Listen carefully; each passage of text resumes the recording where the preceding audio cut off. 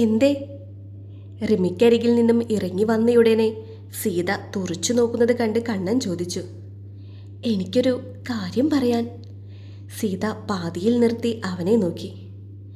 നിനക്ക് ഒരു കാര്യം പറയാൻ ഇനി എൻ്റെ ആയുസ് മുഴുവൻ ഞാൻ കൂടെ ഉണ്ടാകും. ഇപ്പോൾ നീ മുത്തശ്ശിയെ കാണാൻ നടക്കടി സീതാലക്ഷ്മി. സീതയുടെ തോളിൽ പിടിച്ചുലച്ചുകൊണ്ട് കണ്ണൻ പറഞ്ഞു. അവനോടത് എങ്ങനെ പറയേണ്ടതെന്നറിയാതെ സീതയ്ക്ക് ശ്വാസം മുട്ടി തുടങ്ങിയിരുന്നു. കണ്ണൻ നല്ല സന്തോഷത്തിലാണെന്ന് ആ മുഖം കണ്ടാലേ അറിയാം. പറയണം, എല്ലാം അവനറിയണം. വരട്ടെ, പറ്റുന്നൊരു സമയം ഒത്തുവരാതിരിക്കില്ല. അവനൊപ്പം മുത്തശ്ശിയുടെ മുറിയിലേക്ക് നടക്കുമ്പോൾ സീത സ്വയം ആശ്വസിച്ചു. കൊല്ലും ഞാൻ അവളെ. കാർത്തികിനെ നോക്കി റിമി മുരണ്ടു.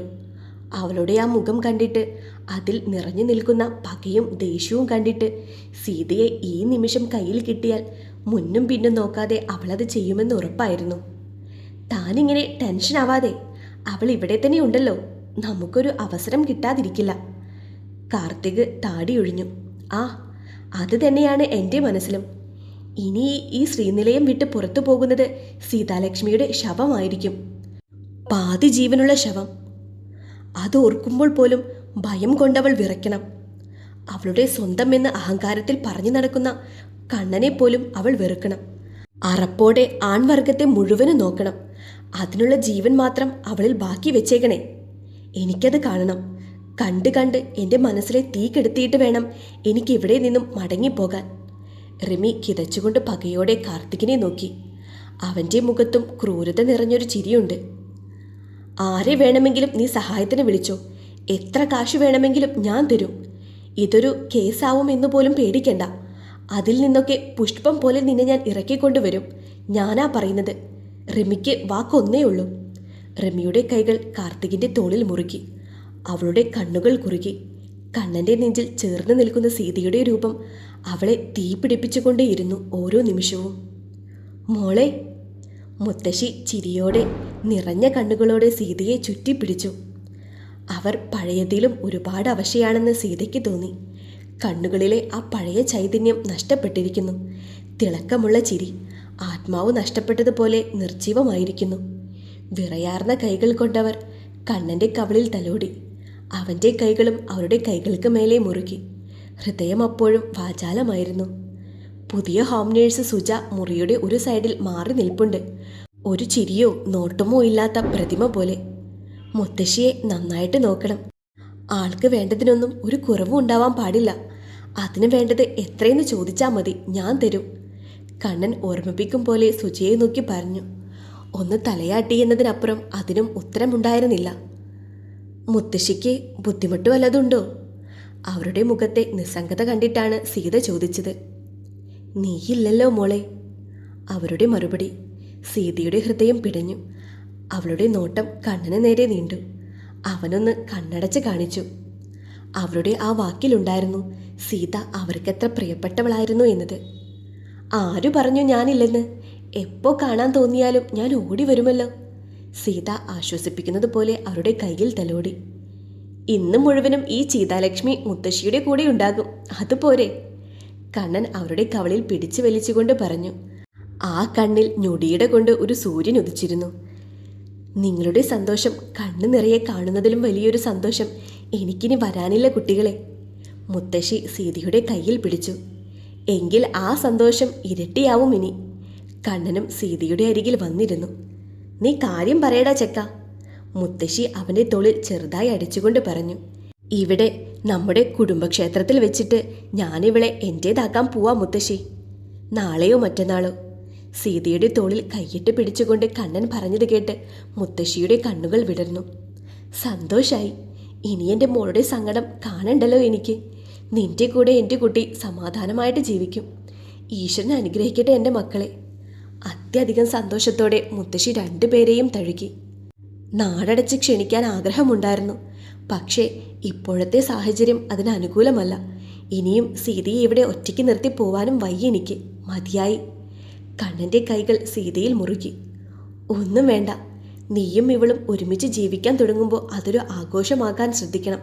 അല്ലാതെ കല്യാണത്തിന് കുറെ അനാവശ്യ ആഘോഷങ്ങളെ കൂട്ടിക്കെട്ടിയത് കൊണ്ടായില്ല കണ്ണ ശരിക്കുമുള്ള ആഘോഷം. ലഹരി അതെല്ലാം തമ്മിൽ സ്നേഹിച്ചും ബഹുമാനിച്ചും കഴിയുന്നവർക്കുള്ളതാ. അത് നേടിയെടുക്കാൻ പരിശ്രമിക്കണം രണ്ടാളും, കേട്ടോ? പരസ്പരം ഒന്ന് നോക്കിയിട്ട് സീതയും കണ്ണനും ചിരിയോടെ തല കുലുക്കി. പെട്ടെന്നാണ് കണ്ണൻ്റെ ഫോൺ ബെല്ലടിച്ചത്. ഞാൻ റൂമിലുണ്ടാകും, സീതയോട് പറഞ്ഞിട്ട് കണ്ണൻ ഫോൺ കാതോട് ചേർത്തിട്ട് പുറത്തേക്ക് നടന്നു. പറഞ്ഞാൽ തീരാത്തത്രയും വിശേഷങ്ങളോടെ സീതയും മുത്തശ്ശിയും വീണ്ടും അവരുടെ ലോകത്തേക്ക് ചേക്കേറി. അപ്പോഴേക്കും അതേ നിസ്സംഗതയോടെ സുജ നിൽപ്പുണ്ടായിരുന്നു. അന്ന് മുത്തശ്ശിയുടെ കാര്യങ്ങളൊക്കെ സീതയാണ് ചെയ്തു കൊടുത്തത്. ഇന്ന് ഞാൻ ചെയ്യട്ടെ എന്നുള്ള സീതയുടെ ചോദ്യം, മുത്തശ്ശിയുടെ അതിനുള്ള താല്പര്യം, സുജ അതും ഒരു ആശ്വാസം എന്നതുപോലെ ഒഴിഞ്ഞു മാറി. ആ, നീ ഇങ്ങനെ ടെൻഷൻ അടിക്കലേ മിത്തു, പേടിക്കാൻ ഒന്നുമില്ലെന്ന് പറഞ്ഞില്ലേ ഞാൻ? കണ്ണൻ പറഞ്ഞത് കേട്ടിട്ടും മറുവശം മിത്തുവിൻ്റെ ആദ്യം മാറിയിട്ടില്ല. ഒടുവിൽ കണ്ണൻ ഒരുപാട് പറഞ്ഞിട്ടാണ് അവൻ ആ ഫോൺ കട്ട് ചെയ്തത്. കണ്ണൻ ഫോൺ ഓഫ് ചെയ്തുകൊണ്ട് പോക്കറ്റിലേക്കിട്ടു. അവൻ്റെ മുറിയിലാണ്. കിടക്കയിൽ ആദിയും സിദ്ധുവും അവനെ നോക്കിയിരിപ്പുണ്ട്. മിത്തുവാണ്. അവനവിടെ യാതൊരു സമാധാനവുമില്ല. ലീവ് ചോദിച്ചിട്ടുണ്ട്. കിട്ടിയ ആ സ്പോട്ടിൽ ആളിവിടെ എത്തും. അത്രയും ടെൻഷനിലാണ്. കണ്ണൻ ചിരിയോടെ അവരെ നോക്കി പറഞ്ഞു. ഇനി എന്താ കണ്ണാ നിന്റെ പ്ലാന്? ആദിയാണ് ചോദിച്ചത്. നീ പറയുന്ന എന്തിനും ഞങ്ങൾ റെഡിയാണ്. തെറ്റായി നീ ഒന്നും ചെയ്യില്ലെന്ന് പൂർണ്ണമായ വിശ്വാസമുണ്ട് ഞങ്ങൾക്ക്. ആദിയുടെ ചോദ്യത്തിനൊപ്പം തന്നെ സിദ്ധു പറഞ്ഞു. കാര്യങ്ങൾ നമ്മൾ ഉദ്ദേശിച്ചതുപോലെ തന്നെ, കണ്ണൻ മുറിയിലൂടെ നടന്നുകൊണ്ട് പറഞ്ഞു. ആദിയും സിദ്ധുവും കണ്ണനെ നോക്കി. അവൻ്റെ മുഖത്തൊരു ചിരിയുണ്ട്. വളർത്തണോ കൊല്ലണോ എന്നറിയാത്ത വിധമൊരു ചിരി. ശാന്തനായ കിരൺ വർമ്മയെ മാത്രം കണ്ടു ശീലിച്ചവർക്ക് മുന്നിൽ എൻ്റെ മനസ്സിൽ ഞാൻ ഒളിപ്പിച്ചു വെച്ചൊരു മുഖം കൂടി ഉണ്ടെന്ന് മനസ്സിലാക്കി കൊടുക്കേണ്ടേ ആദി? വേണ്ടടാ. കണ്ണൻ്റെ മുഖം വലിഞ്ഞു മുറുക്കി. വേണമെന്നോ വേണ്ടെന്നോ പറയാതെ ആദിയും സിദ്ധുവും പരസ്പരം നോക്കി. പക്ഷേ കണ്ണാ, സിദ്ധുവിൻ്റെ സ്വരത്തിൽ ആശങ്കയാണ്. ആ, ഡോൺ വറി സിദ്ധു, എനിക്ക് മനസ്സിലാവും നിന്റെ മനസ്സ്. എനിക്ക് ദോഷം വരുന്ന ഒന്നിനും നീയും ഇവനും കൂട്ടുനിൽക്കില്ലെന്ന് എനിക്കറിയാം. പക്ഷേ ഇപ്പോൾ നിങ്ങളും ഹരിയും എൻ്റെ കൂടെയുണ്ടല്ലോ എന്നതാ എൻ്റെ ധൈര്യം. കണ്ണൻ അവരെ നോക്കി പറഞ്ഞു. സൂക്ഷിക്കണം കണ്ണാ, എന്തിനും മടിക്കാത്തവരാ. ആദി വീണ്ടും മുന്നറിയിപ്പ് പോലെ പറഞ്ഞു. അറിയാം, പക്ഷേ നമുക്കെല്ലാം അറിയാമെന്നുള്ളത് അവർക്കറിയാത്തിടത്തോളം നമ്മൾ സേഫാണ്. കണ്ണൻ്റെ മുഖം വീണ്ടും വലിഞ്ഞു മുറുകി. നമുക്ക് തോന്നിയ ചെറിയൊരു സംശയത്തിൻ്റെ തുമ്പിൽ നിന്നും അവർക്കൊരു നേരിയ സംശയം പോലുമില്ലാതെ നമ്മളിത്രയും കണ്ടുപിടിച്ചല്ലോ. കണ്ണൻ്റെ മുഖത്തുള്ള ചിരിയിൽ ആത്മവിശ്വാസം ആവോളം ഉണ്ടായിരുന്നു. ഇനി കളത്തിലിറങ്ങി കളിക്കാൻ പോണത് നമ്മളാണ്. അവരിനി കുറച്ച് റെസ്റ്റ് എടുക്കട്ടെ. കൈകൾ കൂട്ടിത്തിരുമ്പിക്കൊണ്ട് കണ്ണൻ പറഞ്ഞു. ഊണുമേശയിലെ കല്യാണ ചർച്ചകൾ പുരോഗമിക്കുമ്പോൾ അത് കേൾക്കുന്നവർക്കെല്ലാം കാഞ്ഞിരം രുചിക്കുന്ന ഭാവം. കണ്ണൻ അത് മനഃപൂർവ്വം പറയുന്നതാണെന്ന് അവർക്കെല്ലാം അറിയാം. പക്ഷേ ഒന്നും മിണ്ടാതെയിരുന്നു. അവരുടെയെല്ലാം കണ്ണുകൾ പ്രതീക്ഷയോടെ റിമിയുടെ നേരെയാണ്. അവൾക്ക് മാത്രമേ ഈയൊരു ചക്രവ്യൂഹത്തിൽ നിന്നും രക്ഷപ്പെടുത്തിയെടുക്കാനാകൂ എന്നൊരു തോന്നൽ അവരിൽ ശക്തമാണ്. റിമിയുടെ കല്ലിച്ച മുഖത്തേക്ക് നോക്കി ഒന്നും ചോദിക്കാനും വയ്യ. കഴിച്ചെഴുന്നേറ്റ് പോകും വരെയും കണ്ണൻ പതിവില്ലാതെ സന്തോഷത്തിലാണ് എന്നവർക്ക് മനസ്സിലായി. അതവർക്ക് കൂടുതൽ അസ്വസ്ഥത പകർന്നു കൊടുത്തു. വൈകുന്നേരം റെഡിയായി നിൽക്കണേ ആദി, കൈകഴുകി പോകും മുന്നേ കണ്ണൻ ഓർമ്മിപ്പിച്ചു. ഓക്കേടാ. ആദി കൈവിരൽ ഉയർത്തി കാണിച്ചു. എങ്ങോട്ടാ ആദി യാത്ര? പ്രതാപ് വർമ്മയുടേതാണ് ചോദ്യം. കണ്ണൻ്റെ ഒരു സുഹൃത്തിനെ കാണാൻ. രാത്രിയിലെ തിരിച്ചു വരൂ. ഇവിടുന്ന് 3-4 മണിക്കൂർ നേരത്തെ യാത്രയുണ്ട്. കഴിച്ചു കഴിഞ്ഞ് മുന്നിലുള്ള ഗ്ലാസ്സിൽ നിന്നും വെള്ളമെടുത്ത് കുടിക്കുന്നതിനിടെ ആദി മറുപടി പറഞ്ഞു. കഴുകന്മാരെ പോലെ ചില കൂർത്ത നോട്ടങ്ങൾ തമ്മിലിടഞ്ഞു അന്നേരം. ക്രൂരഭാവത്തിൽ ചിരികൾ വീണു പൊലിഞ്ഞു. ഞങ്ങളിനി എന്തൊക്കെ പറഞ്ഞാലും എത്രയൊക്കെ ഇടഞ്ഞു നിന്നാലും അവൻ നിന്നെ സ്വീകരിക്കും. സാവിത്രി പറയുന്നത് കേട്ട് സീതയുടെ ചുണ്ടിൽ പുച്ഛമാണ്. പക്ഷേ അവളൊന്നും മിണ്ടിയില്ല. നിന്നെയെ സ്വീകരിക്കൂ എന്ന് പറയേട്ടത്തി, ഭാമയും സാവിത്രിയോട് ചേർന്ന് നിന്നിട്ട് പറഞ്ഞു. അതെ, അതുകൊണ്ട് ഇനി വാശിക്കും ദേഷ്യത്തിനുമൊന്നും ഞങ്ങളില്ല. ശ്രീനിലയത്തിലെ കിരൺ വർമ്മയുടെ പെണ്ണാണ് നീ. ആ നിലയും വിലയും നിനക്കുണ്ടാകും, സാവിത്രി പറഞ്ഞു. സീത മുത്തശ്ശിയെയാണ് നോക്കിയത്. ആ മുഖത്തും നിറയെ സന്തോഷമാണ്. പറഞ്ഞതും ചെയ്തതുമൊന്നും മനസ്സിൽ വെച്ചേക്കില്ലേ മോളെ. ഇനി മുതൽ നീ ഞങ്ങളിൽ ഒരാളാണ്. ഭാമ പറഞ്ഞത് കേട്ട് സീത ഒന്ന് തലയാട്ടി. അതിനുമപ്പുറം അവരോട് എന്തെങ്കിലും പറയാൻ അവൾക്ക് തോന്നിയതുമില്ല. ഇവരീ പറയുന്നതും ചെയ്യുന്നതുമൊന്നും അത്ര പെട്ടെന്ന് വിശ്വാസവും വരുന്നില്ല.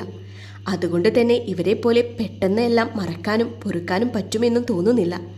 സീത മിണ്ടുന്നില്ലെന്ന് കണ്ടിട്ടും വീണ്ടും അവർ എന്തൊക്കെയോ സ്നേഹപ്രകടനം നടത്തുന്നത് സഹിച്ചുകൊണ്ട് അസഹ്യതയോടെ സീത നിന്നു. നിന്റെ തീരുമാനം പോലെ ചെയ്യേ. കണ്ണൻ പറഞ്ഞത് കേട്ടിട്ട് പ്രതീക്ഷയോടെ നോക്കുന്ന മുത്തശ്ശി. സീത പ്രതിസന്ധിയിൽ പെട്ടതുപോലെ വലഞ്ഞു. മുത്തശ്ശിയുടെ പുതിയ ഹോം നേഴ്സ് അവരുടെ കുഞ്ഞിന് വയ്യെന്നും പറഞ്ഞ് ഓടിയിറങ്ങിപ്പോയതും അന്നത്തെ ദിവസം സീതയോട് മുത്തശ്ശിയുടെ കൂടെ നിൽക്കാൻ ആവശ്യപ്പെട്ടതും എതിർക്കാനും അംഗീകരിക്കാനും കഴിയാത്ത വിധം സീത കുഴഞ്ഞു. നീ എന്ത് തീരുമാനമെടുത്താലും ഞാനത് അംഗീകരിക്കും ലച്ചു, കൂടെ നിൽക്കും. അവളുടെ ധർമ്മസങ്കടം മനസ്സിലാക്കിയതുപോലെ കണ്ണൻ പറഞ്ഞു. ഞാൻ എന്നാ ഇവിടെ നിൽക്കാം അല്ലേ? ഒടുവിൽ സീത തീരുമാനം പറഞ്ഞത് മുത്തശ്ശിയുടെ കണ്ണിലെ തിളക്കം കണ്ടിട്ടായിരുന്നു. ഓക്കെ, അങ്ങനെയെങ്കിൽ അങ്ങനെ. എന്തിനായാലും ഇന്നൊരു യാത്രയുണ്ട്. എത്താൻ ഇത്തിരി വൈകും. കണ്ണൻ അവളുടെ കവിളിൽ തട്ടി. എവിടേക്കാ പോണത്?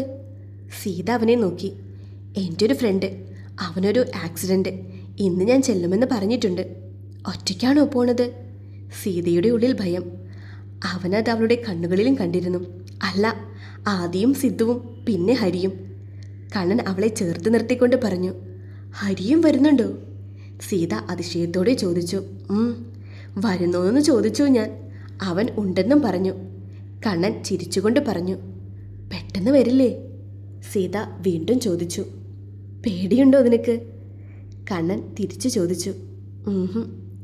സീത തലയാട്ടി കാണിച്ചു. നേരത്തെ വരാൻ നോക്കട്ടേട്ടോ. അവൻ അവളെ തോളിൽ തട്ടിക്കൊണ്ട് പറഞ്ഞു. പോയിട്ട് വരാട്ടോ മുത്തശ്ശി. യാത്ര പറഞ്ഞുകൊണ്ട് കണ്ണൻ തിരിഞ്ഞു. കണ്ണേട്ടാ. സീത വീണ്ടും പിന്നിൽ നിന്നും പറഞ്ഞു. എനിക്കറിയാം നിനക്കെന്നോട് എന്തോ പറയാനുണ്ട് എന്നല്ലേ. ഒരു കാര്യം ചെയ്യാം, ഞാൻ തിരിച്ചു വന്നിട്ട് നീ പറയുന്നത് കേട്ടിരിക്കാം. നേരം പുലരുവോളം പോരെ? കണ്ണൻ ചിരിച്ചുകൊണ്ട് കണ്ണടച്ച് കാണിച്ചു.